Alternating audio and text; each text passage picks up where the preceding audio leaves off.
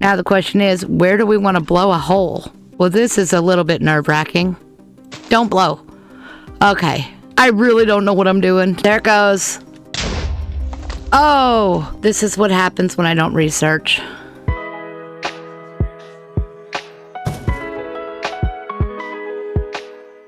Welcome to Locked. For those who have not been here from the beginning, we are started in one chunk, and every time we fulfill a bingo card, we get to expand our world.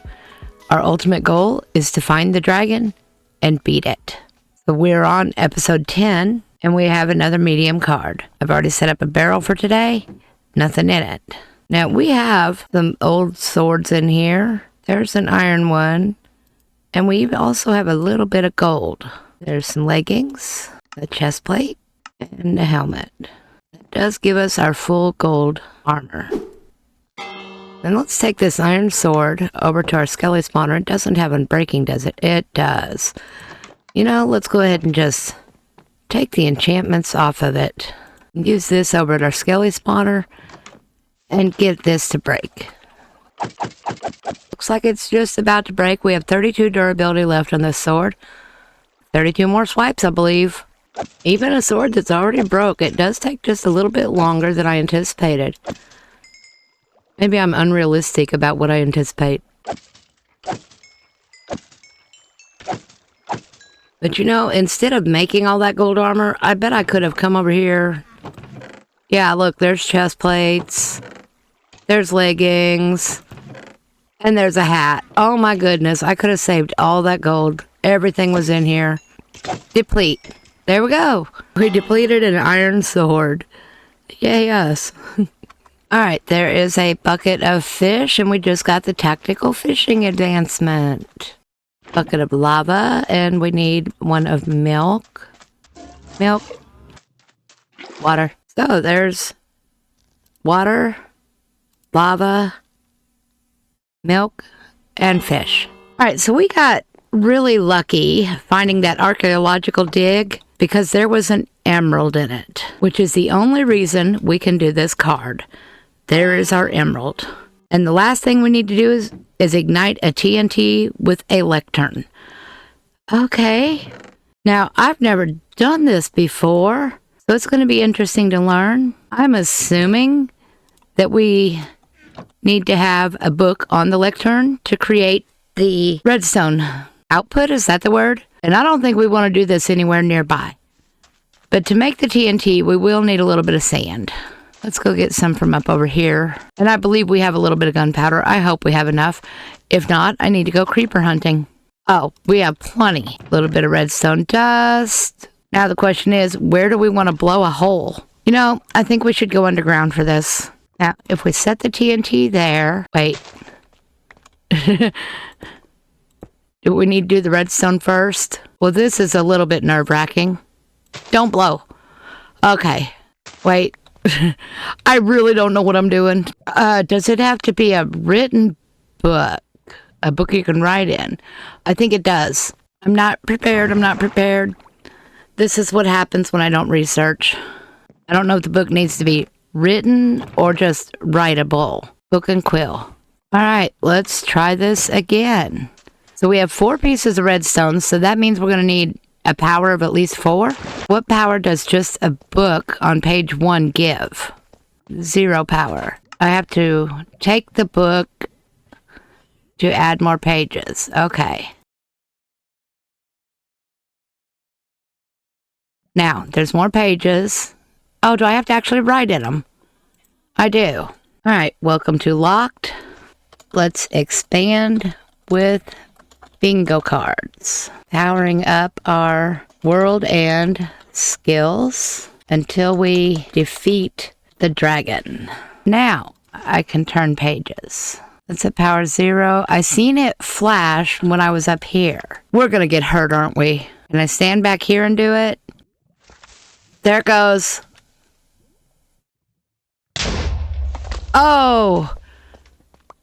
Alright. Well, the TNT is gone. But we do still have all of the redstone, the lectern, and the book and quill. It only took 1 page turn. How about that? Doesn't that give us a... That does. That gives us a bingo. And that was a medium card. We're at 576 blocks. That was very interesting. I need to learn how the power of a lectern and a book work. That could be useful in farms. So we have not checked our perimeters all the way around recently. And I thought I would take the spyglass so that we can see just how far we can see. Out here on this ocean primarily is where we haven't looked. We've ran around on the land. But let's go see what's out here. You know, we do have access to spruce trees, birch trees, and oak trees, but it would be nice to get other things too. Y'all know I really want a cherry sapling. And it cuts off right here. That's just more flower forest there and more of the sunflowers there. Cute little island over here though. Looks like there's a couple of cute islands over here. Not seeing a whole lot out there. But with the spyglass, we should be able to see a little bit further. Oh, there's a drowned temple, drowned village, drowned spawner. Looks like just one, unless I'm not rendering the rest in. Oh, no, there's more than one. There's one there and one there. So yeah, it's a little drowned spawning area. Another little island out there. I say little, we really don't know. Oh, okay. Is that a shipwreck? No, that's just weird terrain. I'm actually hoping we can find a shipwreck. Although, even if we find one and it has a map in it, it may be, you know, out of our range at this point. Did that say drowned steps or drowned swims? They're walking on the bottom of the ocean now, I guess. Although we do have a lot more space than we did before, where we started, it's still a fairly small world. It took us virtually no time at all to get from that corner over there up that way and around over here. And we already know that back corner over there is where the archaeological dig is. I don't want to run across that back wall where the dig is because, you know, that's getting awful close to that pillager outpost. I love that you can see the smoke off those campfires from so far out. Because we still have so much time on this episode, what do you say we get another card? All right, so our new bingo card is drown a zombie, enchant an item, never use an axe, 62 flint, and open a door with a target block from 10 blocks away. I am really bad about using my axe, so I'm going to take it out of my inventory right now, or I will end up using it. I did get a fortune shovel and stock up on a bunch of flint. So we need 62 of them. There is 62 flint. To drown a zombie, should we just use our zombie spawner and just put water in it until one of them turns into a drown? I mean, that would be the easy way to do it, or should we try to get more creative? I don't know how creative I can be with that. I think I'm going to use the spawner this time, and if y'all have any suggestions, let me know in the comments, and we will try something different next time. I'm up for trying new things, learning new things. So I did build up that zombie spawner. I'm not sure if I've told y'all that. And it's right down here. Now, if I put water there, it's going to, you know, make it where they don't take so much damage on fall because the water will slow it down where they're not dropping the full 24 blocks. But they have to sit in the water for a minute. Let's see how long this takes. One eternity later. Does it have to be on their feet? I have a feeling it has to be on their feet. Oh, no. One turned into a drown. Two did. Doggone it, I missed it. A little short one. Oh, I just heard an Enderman. That is one of the scariest sounds. Okay, so we need to enchant an item, and we do have over 30 levels. Let's see, we're still rocking all iron armor. Why don't we make a helmet and a pair of boots? And there's our cover me with diamonds. All right, what's offered there? Aqua Affinity. Ta-da! And Protection 4. It didn't even give us Unbreaking. Really want Respiration on it too, though. I'll keep the iron boots on for now because they have Depth Strider. Actually, what can we get on the diamond ones now that we've done an enchantment? Blast Protection. I've heard people say they're not fans of blast protection. I kind of am, but I kind of get, you know, scared of like the creepers and the big baby things. Gas in the nether, and they blast things at you. When the gas shoots at you, does that count as a blast or does that count as a projectile? We need to open a door with a target block from 10 blocks away. I'm not really sure how to do this. Will it work on a wood door? So if we shoot the target block, that door should open, right? Oh, it did. Well, that was easy. So that was a very quick bingo again. Wow, I think that's the fastest medium bingo I've ever gotten. And we're at 624 blocks. So I've been keeping an eye on the Dune Discord, looking for anybody with some build ideas. And I'm gonna try to do some improving here. I have done a couple things that I haven't showed y'all. I have a little decorative tree farm right here. These are not necessarily for chopping down. They're just to look pretty with some little bases around them. This is about as pretty as I can get it. I might be able to put some path blocks in between them. I don't know. What's your ideas? Oh, I just switched all this from grass to the amethyst block. I just like the way it sounds. That little musical sound. And over on that side of the bridge with the sunflowers, I did the same thing, but with the spruce trees. Set up one row of single sapling trees and one row of double tall, the 2x2 trees. Although it looks like one of them's not that tall, which of course gave us the podzol.